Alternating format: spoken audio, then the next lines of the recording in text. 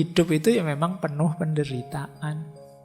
Begitu keinginanmu terpenuhi, alternatifnya dua. Muncul rasa bosan atau nambah keinginan baru. Dua-duanya tetap sakit. Itu yang menurut Schopenhauer, hidup itu ya memang penuh penderitaan.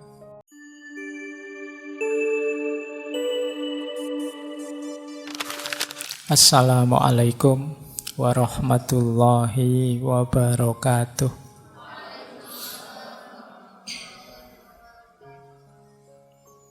Bismillahirrahmanirrahim. Alhamdulillahirabbil alamin. Wa bihi nasta'inu ala umurid dunya waddin.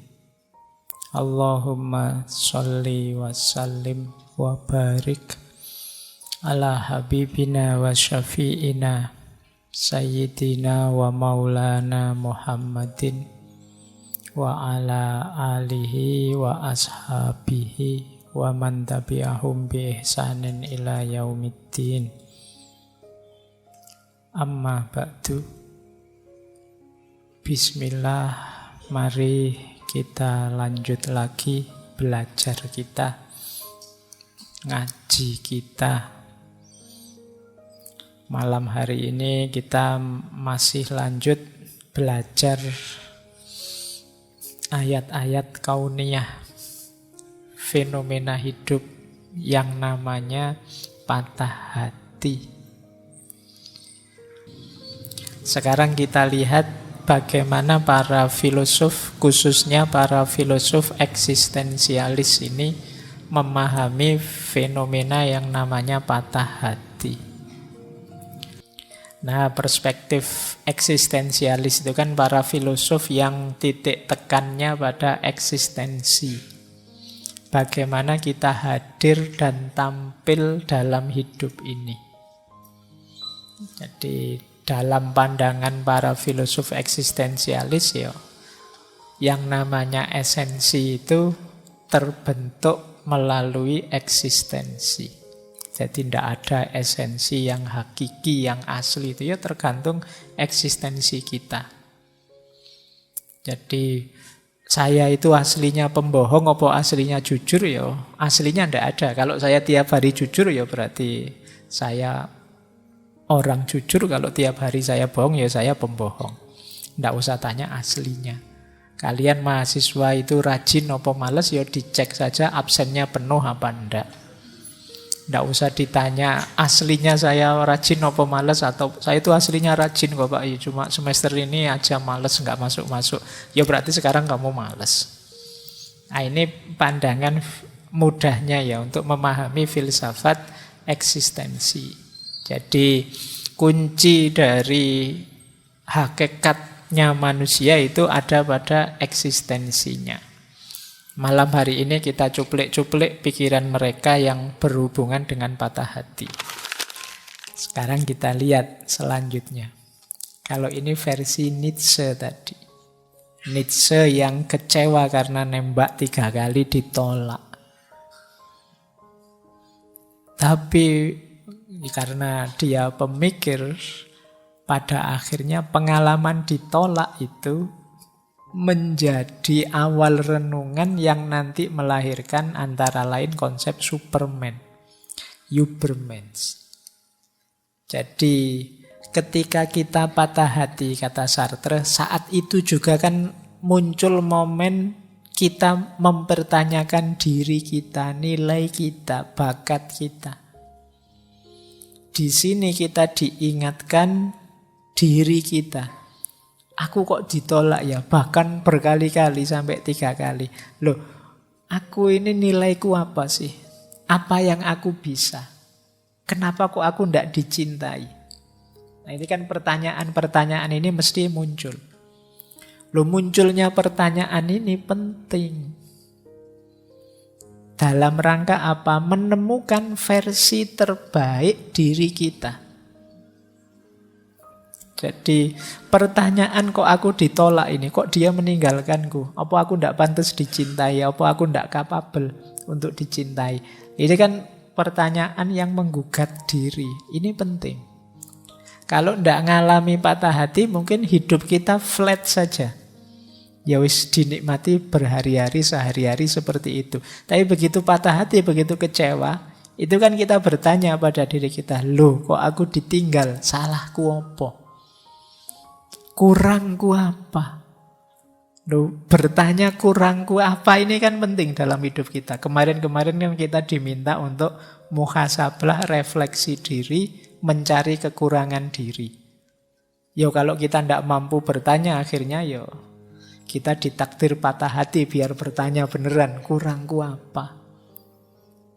Jadi ada momen patah hati itu saatnya jadi titik tolak, kita bertanya pada diri kita, yang untuk selanjutnya kita membangun diri kita lebih tinggi.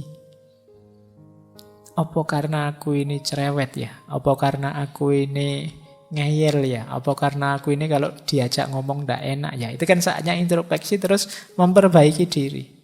Mengoptimalkan potensi diri. Dia ndak tahu saja sebenarnya aku itu bisa ini loh, bisa itu loh. Itu kan kamu mulai menggali kemampuan dirimu. Disitulah nanti bisa lahir the best version, diri terbaik kita. Karena kita menggali yang diawali dari rasa kekecewaan, rasa patah hati kita. Jadi jangan takut kecewa, jangan takut gagal, jangan takut putus, jangan takut patah hati. Karena itu akan jadi momen titik balik, titik tolak kita menjadi lebih baik. Kadang-kadang kan, wah saya takut Pak melakukan ini nanti kalau gagal. Loh kalau gagal kamu dapat pelajaran, kamu tambah kuat. Jadi kemarin mungkin kamu kurang ini, tapi begitu diputus, sekarang kamu tahu kekuranganmu dan besok mesti dihati-hati. Wah ini dulu itu aku putus karena aku ini orangnya ngeyel. Sekarang tak latihan tidak ngeyel, biar tidak putus lagi. Loh itu pelajaran berharga dalam hidup kita, patah hati itu. Itu yang nanti ditekankan oleh Nietzsche. Jadi dari hati yang patah itu akan lahir Übermensch, versi terbaik diri kita. Yang apa? Yang mampu mengatasi diri, menaklukkan diri. Selama ini kita mengalir saja, hidup kita tidak terkendali. Sekarang ditaklukkan, kita mampu menaklukkannya setelah mengalami momen kekecewaan. Jadi kegagalan, kekecewaan, patah hati itu secara tidak sadar mendidik kita. Nah, meskipun pahit, jadi memang seperti kata Konfusius ya, belajar itu cara paling mudah ya meniru, cara paling sulit itu berpikir sendiri, cara paling pahit itu nunggu pengalaman. Kemarin diberi teori-teori muhasabah, introspeksi, tidak jalan-jalan. Ya sudah, alam mengajari kamu langsung dengan pengalaman patah hati. Otomatis mikir, salahku apa? Kurangku apa? Oh, itu. Kamu kan tanya begitu, nanti yang dengar pertanyaanmu langsung jawab, banyak. Kamu saja kemarin tidak mikir, kamu saja kemarin tidak peduli, pokoknya asik dunia milik berdua. Sekarang sadari, kurangmu banyak, nyelewengmu banyak. Saatnya perbaikan. Di situ nanti lahir konsep Superman. Jadi Superman itu ya jangan dibayangkan kayak di film-filmnya DC atau film-film kartun. Jadi Superman itu menjadi dirimu sendiri versi terbaik, menghidupkan mimpi-mimpimu sendiri. Sederhananya itu. Jadi bukan orang yang diperbudak di level apapun, tapi kamu tegak sebagai dirimu sendiri. Baik, ada 3 quote yang menarik dari Nietzsche, mungkin untuk yang patah hati. You must be ready to burn yourself in your own flame. How could you become new if you had not first become ashes? engkau harus siap membakar dirimu sendiri dalam apimu sendiri.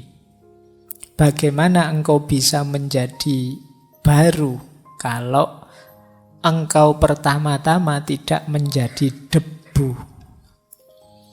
Jadi biarlah penderitaan, biarlah sakit hati, biarlah patah hati itu jadi api yang membakar kita.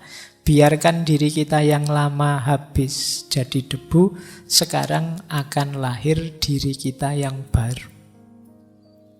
Jadi ini bisa diingat-ingat begitu kalian patah hati atau gagal apa, jadikan itu titik tolak, saatnya lahir aku yang baru.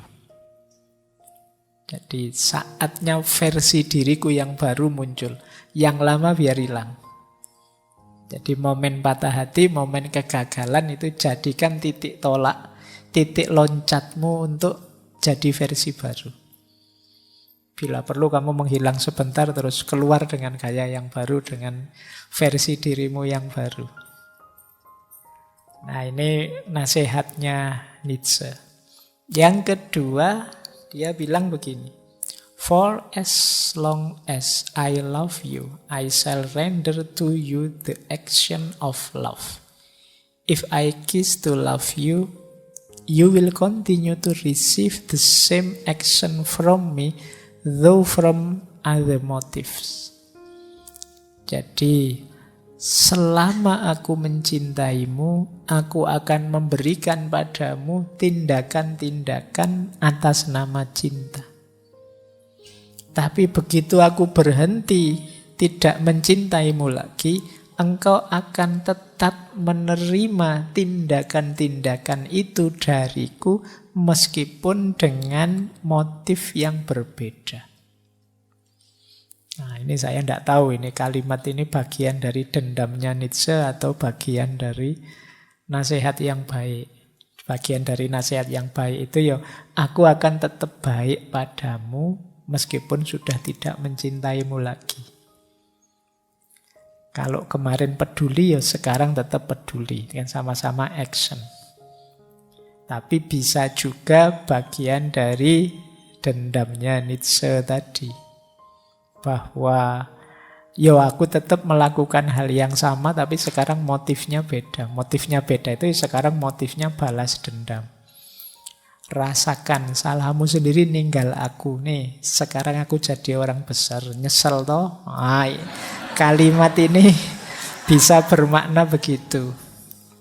Aku tetap akan membantumu, aku tetap akan nolong kamu. Sekarang aku lebih hebat, aku jadi Superman tadi. Tapi kan itu kayak pepatah itu loh. Di balik seseorang yang sukses pasti ada mantan yang menyesal. Ya. Yo ndak tahu bener apa. Jadi ini kalimatnya Nietzsche. Jadi kata dia, ya aku tetap jadi orang baik kok padamu meskipun aku kecewa, meskipun aku marah. Tapi sekarang kalau dulu kebaikanku karena cinta, sekarang kebaikanku karena motif yang lain. Makanya cuma motif yang lain ini tidak disebut oleh Nietzsche. Motifnya apa? Bisa jadi kayak tadi, memang ingin tetap melakukan kebaikan karena baik. Tapi bisa juga karena tadi semacam balas dendam.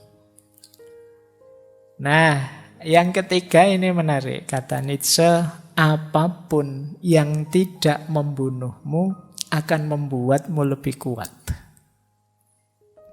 Sepahit apapun penderitaan, sesulit apapun ujian, sehancur apapun hatimu, asal kamu tidak mati, percayalah nanti kamu akan keluar dari situ lebih kuat. Kalau mati Pak, ya selesai, kan gitu aja. Jadi makanya jangan menghindar dari kesulitan, jangan terlalu baper, terlalu sedih berlebihan, kecewa berlebihan, tidak apa-apa. Kecewa ya, tapi setelah keluar dari situ kalian akan lebih kuat. Jadi kayak Nietzsche tadi, nembak 3 kali ditolak, itu kan tambah kuat. Ditolak pertama kecewanya luar biasa. Ditolak kedua mungkin tinggal setengah, wis tahu kemarin juga ditolak. Tak tembak lagi, siapa tahu diterima. Ditolak lagi, enggak apa-apa, sudah kuduga. Nah, ini lebih kuat. Jadi yang tidak membunuhmu akan membuatmu lebih kuat. Ya kayak kalian itu loh. Dapat nilai E pertama itu duniamu gelap mesti. Iya kan? Dapat nilai E kedua lebih ringan daripada kemarin yang pertama. Kemarin juga dapat E, enggak apa-apa Pak, sudah pengalaman. Dapat nilai E yang ketiga kamu tambah kuat. Jadi, ternyata E lagi Pak, ya enggak apa-apa lah Pak, sudah biasa saya E itu. Jadi kesulitan apapun ya kalau berulang ya kamu akan tambah kuat. Asal enggak mati itu saja. Jadi ya kalau kuliah itu berarti asal enggak DO saja kamu masih aman. Jadi setiap kesulitan, setiap kesedihanmu, setiap patah hatimu akan membuatmu tambah kuat. Maka jangan gentar dengan apapun kesulitan hidup. Jangan putus asa. Karena kamu akan tambah kuat. Baik, ini dari Nietzsche. Ini tokoh-tokoh yang kita bahas tadi ya, orang-orang yang patah hati tadi ternyata ya konsep-konsepnya tentang kepatah-hatian luar biasa. Nah, tokoh terakhir yang ingin saya angkat adalah Arthur Schopenhauer. Ini tokoh filsafat yang dikenal sebagai eksistensialisme pesimistik. Kita belajar dari beliau banyak malam hari ini tentang bagaimana mengatasi hidup yang pahit, yang penuh penderitaan. Nah, pertama kita cek dulu kata Schopenhauer, cinta itu menipu. Kata dia, cinta itu sebenarnya adalah keinginan kita untuk memiliki atau perwujudan kita dari kebutuhan. Jadi sebenarnya kata Schopenhauer, kita itu punya fitrah prokreasi, punya fitrah dorongan biologis untuk berketurunan. Dalam rangka apa? Melanjutkan hidup kita, melanjutkan cita-cita kita. Makanya istilahnya Schopenhauer, the will to live. Kita sadar bahwa hidup kita ini terbatas. Setua-tuanya orang kalau zaman ini paling usianya berapa. Sementara keinginan kita tidak terbatas. Oleh karena itu muncul dorongan untuk melanjutkan keturunan. Untuk prokreasi. Nah, dorongan ini sifatnya fitrah. Nanti ada basis teorinya tentang keinginan ini. Ini yang disebut will to live. Kita kan terbatasi oleh kematian. Tapi cita-cita kita bisa lanjut tidak mati, dilanjutkan oleh keturunan kita. Melanggengkan spesies manusia kita. Nah, dorongan untuk melanjutkan spesies, untuk melanjutkan keturunan, itu terus dibungkus dengan istilah-istilah seperti cinta ini. Makanya kata Schopenhauer sebenarnya konsep cinta itu ilusi, itu menipu.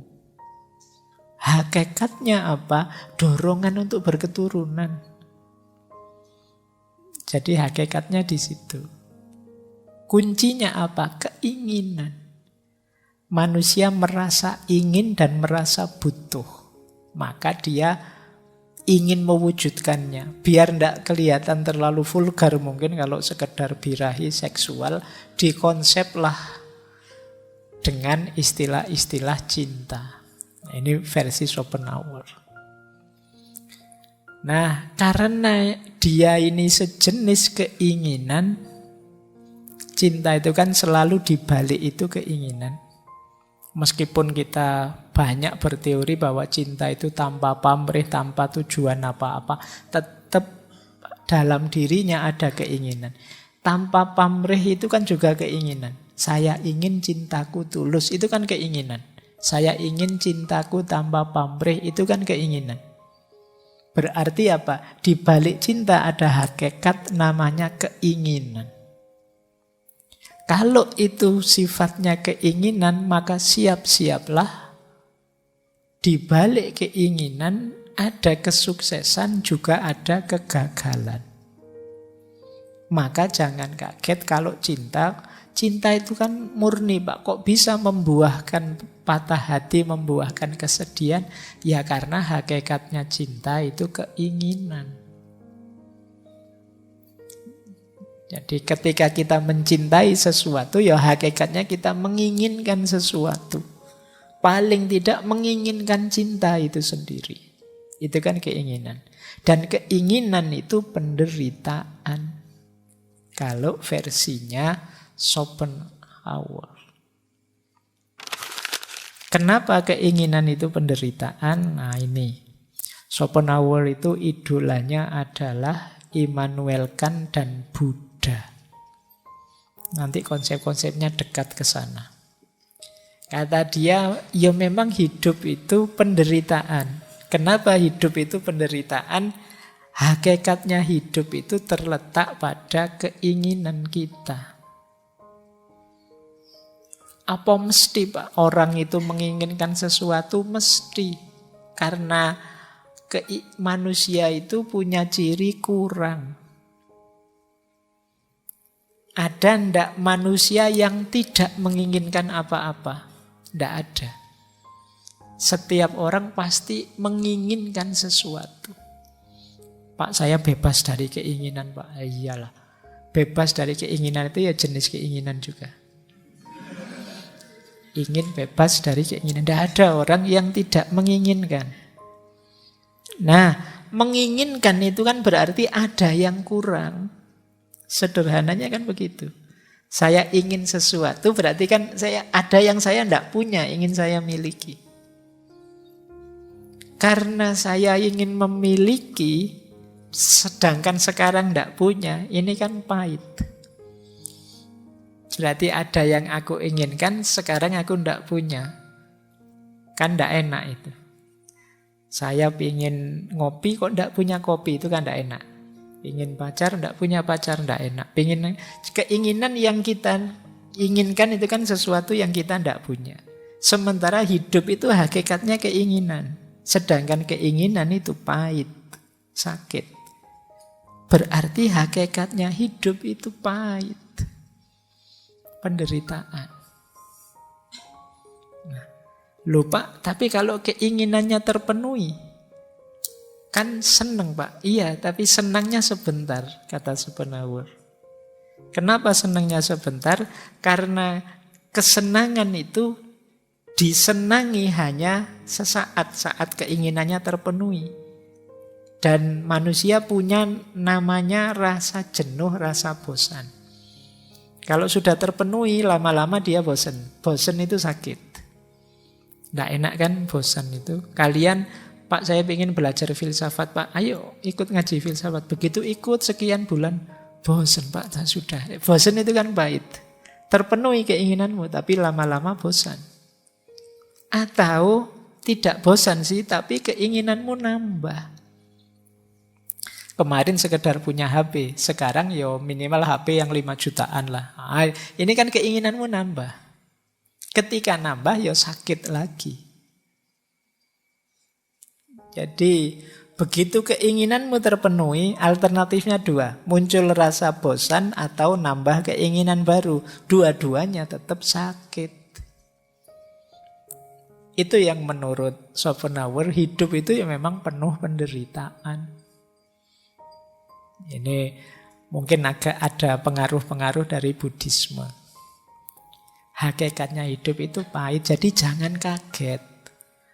Misalnya kalian patah hati, misalnya kecewa, misalnya ya wajar lah wong ya. Inilah hidup itu.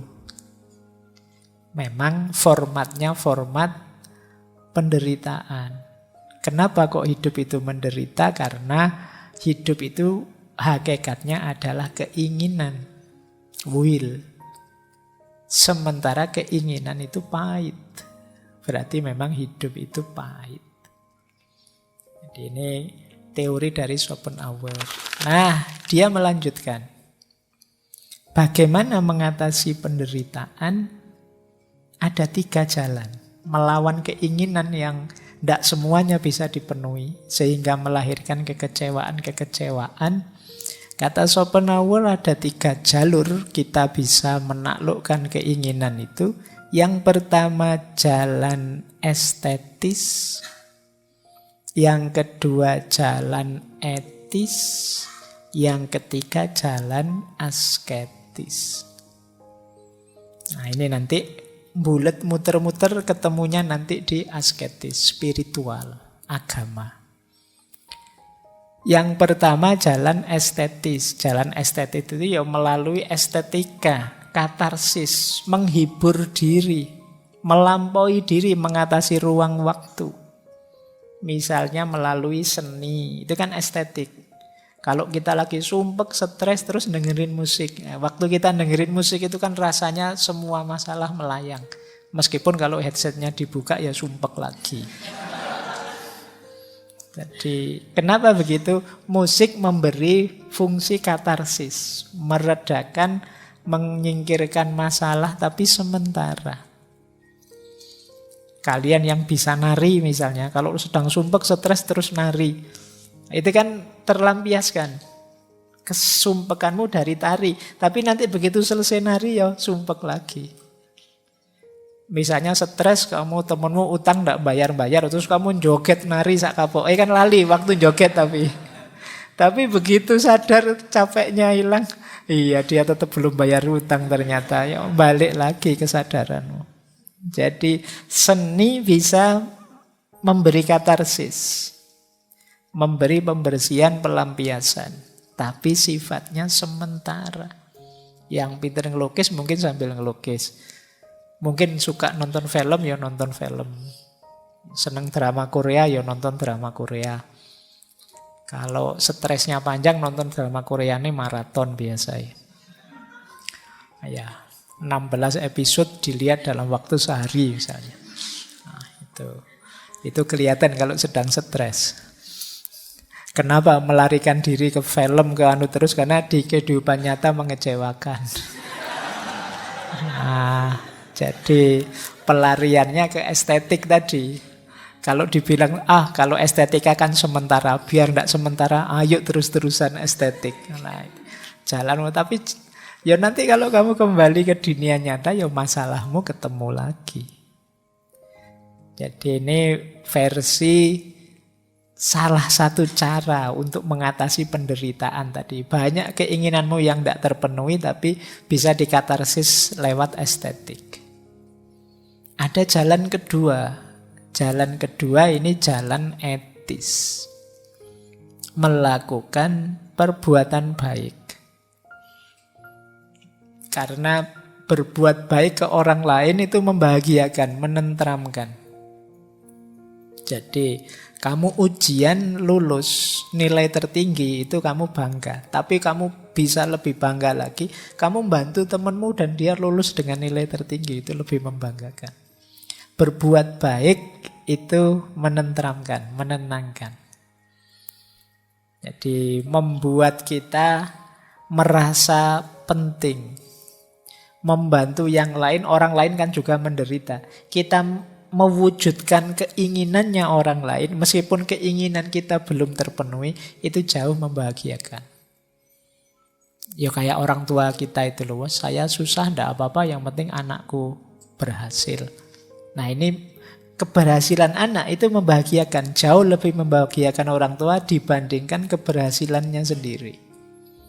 Jadi kalian boleh mencoba, karena berkontribusi pada orang lain itu kebahagiaannya jauh lebih tinggi. Levelnya kebahagiaan itu kan 4. Yang paling rendah mencari senang saja, ini paling pendek durasi bahagianya. Jadi yang kedua lebih panjang, yaitu mencapai sesuatu, achievement, prestasi, kemudian mencapai goal yang sudah kamu tetapkan. Ini bahagianya jauh lebih panjang. Ada lagi yang lebih panjang lagi, yaitu contribution. Kamu berbagi, memberikan kebahagiaan pada orang lain. Itu bahagianya lebih panjang lagi. Dan ada bahagia yang tidak habis-habis, tidak selesai-selesai, yaitu apa? Ultimate good. Ultimate good itu melakukan kebaikan dan ikhlas. Puncak, tidak ada pamrih apa-apa. Itu jauh lebih membahagiakan. Nah, itu namanya jalan etis. Sayangnya, jalan etis ini juga masih terlibat dengan hidup nyata. Yang kadang-kadang mengecewakan juga. Kamu ingin berbuat baik pada orang lain, yang diberi perbuatan baik malah balasannya menyakitkan hati. Ingin cari kebahagiaan malah tambah mangkel. Nah, berarti apa? Jalur etis juga tidak permanen kebahagiaan yang diberikan. Ada jalur terakhir yang ditawarkan oleh Schopenhauer, yaitu jalur asketis. Jalur asketis ini ya seperti suluk-suluk yang ada dalam tasawuf. Membebaskan diri dari keinginan. Membebaskan diri dari godaan-godaan kesenangan duniawi. Jadi hidup tulus tanpa pamrih. Jadi keinginannya hanya mencari ridhonya Tuhan saja. Nah, ini jalur asketis. Ini lebih permanen mengatasi penderitaan tadi yang disebabkan oleh keinginan-keinginan yang tidak terpenuhi.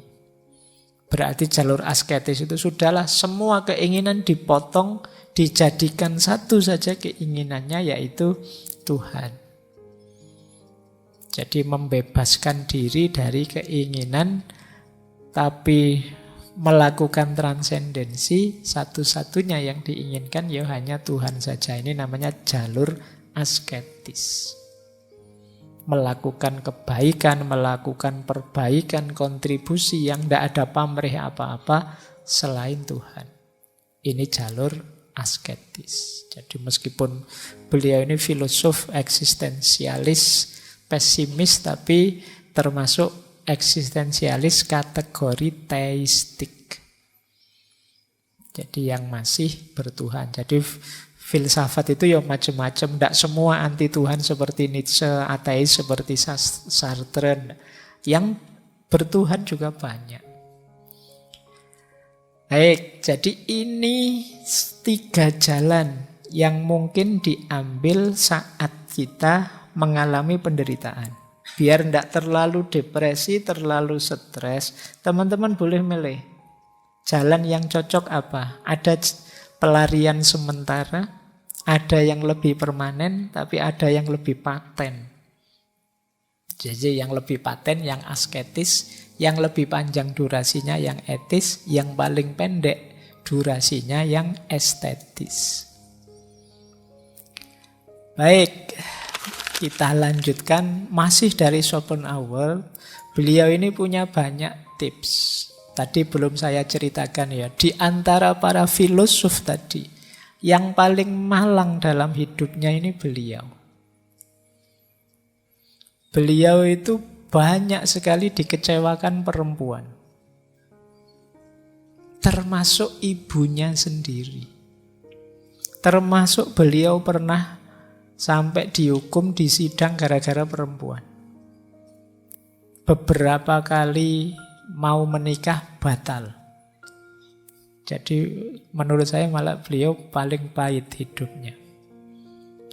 Jadi ayahnya meninggal, beliau masih muda, akhirnya harus mengambil bisnisnya ayahnya, sementara ibunya buka salon. Bagi Ki Kegat, ibunya sering melakukan ketidaksetiaan pada ayahnya. Satu ketika dia di sidang karena ada tetangganya perempuan yang kalau ngomong keras, nyelekit. Satu ketika tetangganya ini datang ke kamarnya Ki Kegat sambil marah-marah, didorong oleh Ki Kegat, jatuh, lapor polisi. Akhirnya Ki Kegat dihukum membiayai perempuan ini sampai meninggal. Membiayai hidupnya.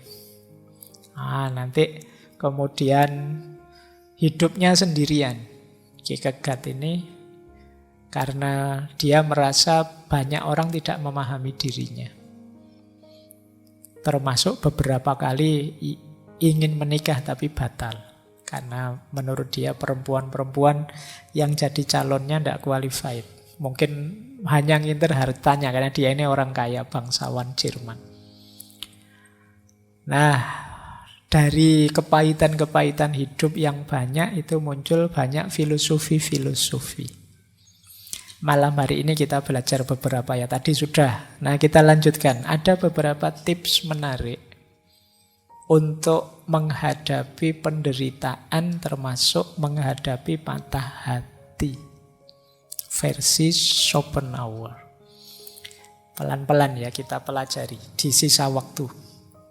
Yang pertama, dia bilang begini, man can do what he will, but he cannot will what he will.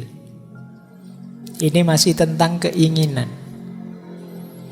Jadi manusia bisa melakukan apa yang dia inginkan, tetapi dia tidak bisa menginginkan apa yang dia inginkan. Jadi kita ingin apa bisa kita wujudkan, tapi keinginan apa yang kita inginkan itu biasanya banyak pengaruh faktor-faktor dari sekeliling kita. Karena kita orang Indonesia misalnya yang sejak kecil makan nasi. Itu ya begitu waktunya makan yang terbayang ya makan nasi, yang kita inginkan ya nasi. Ayo kamu bebas saja milih mau makan apa. Saya milih nasi saja. Itu seolah-olah kita bebas milih. Padahal itu ya karena disetir oleh lingkungan, oleh sejarah, oleh cara berpikir sekeliling kita selama ini. Jadi sederhananya apa? Jangan dikira keinginan-keinginan kita itu bebas pilihan kita. Keinginan kita itu terbatasi oleh kesejarahan hidup kita. Maka sadari ini. Jadi hidup kita itu dibatasi oleh banyak hal. Ya keluarga, kondisi geografis, situasi politik, budaya. Mungkin orang Jawa dengan orang luar Jawa cara berpikirnya beda. Dengan orang Melayu cara berpikirnya beda. Pendidikan juga begitu. Yang kuliah agama dengan yang kuliah teknik, dengan yang kuliah psikologi cara berpikirnya mesti beda. Bagi orang agama ini loh yang baik. Nanti bagi orang psikologi ya enggak, yang baik ini versi psikologi. Bagi yang biologi yang baik ini versi biologi. Kita itu secara enggak sadar terbatasi oleh lingkungan sekeliling kita. Maka penting kita tahu batas dan mengakui batas kita. Termasuk batas adalah pasangan kita. Jadi kita mungkin suka dengan yang seperti ini atau senang dengan yang seperti itu. Itu juga batas. Kemarin di minggu lalu diceritakan kenapa sih orang itu seleranya bisa beda-beda. Ya, dia membawa beban sejarah nenek moyangnya. Tipe-tipe ideal yang berbeda. Saya pernah baca novel cinta, tapi versi Afrika. Itu bagi mereka yang di sana justru cantik itu bukan yang kulitnya putih mulus, tapi yang kulitnya hitam dan berkilat. Itu kan beda dengan seleramu. Kalau lihat bibir kok tipis merah itu mereka jijik. Mungkin dianggap habis makan nopo gitu. Tapi mereka suka bibir yang agak tebal, yang pakem lah ya, radial loh, besar. Mereka suka yang begitu. Standarnya beda. Rambut lurus panjang enggak suka. Suka yang kriwil-kriwil keriting kecil-kecil itu. Mereka suka. Itu bagi mereka seksi. Standarnya jauh. Kalau kamu kan kalau ditanya tiap baru yang kulitnya mulus, rambutnya panjang, sana beda. Kenapa begitu? Itu tadi. Setiap orang punya batas hidupnya sendiri yang tidak sama. Maka pengalaman patah hati juga begitu. Kenapa kita bisa patah hati? Jangan-jangan kita lupa batas. Saya ingin ini sih, tapi kan dia juga manusia, punya keinginan sendiri. Jadi kalau dia tidak menuruti keinginanku, ya wajar saja. Dia bukan ranahku. Yang aku kuasai hanya keinginanku. Baik, itu pelajaran pertama dari Schopenhauer. Jadi keinginan kita pun sebenarnya bukan sesuatu yang sama sekali bebas kita putuskan, tapi sesuatu yang ditentukan secara tidak sadar oleh sekeliling kita yang membatasi kita. Yang kedua, kembali ke situ. Yang kedua, kata beliau, life is a constant process of dying.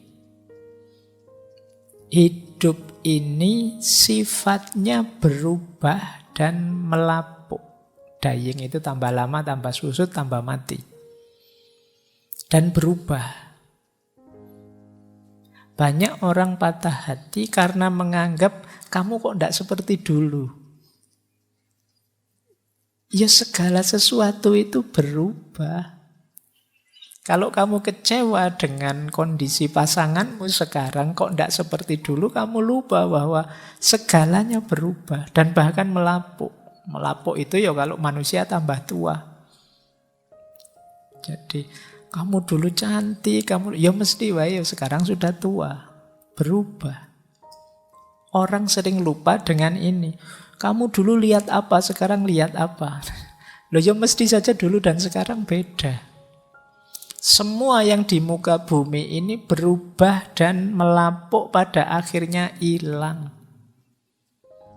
Jadi ini yang agak berbeda dengan keinginan kita kan tidak ada habisnya.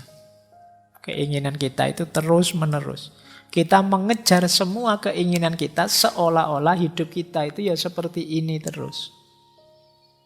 Ini sering kemudian membuat kita kecewa.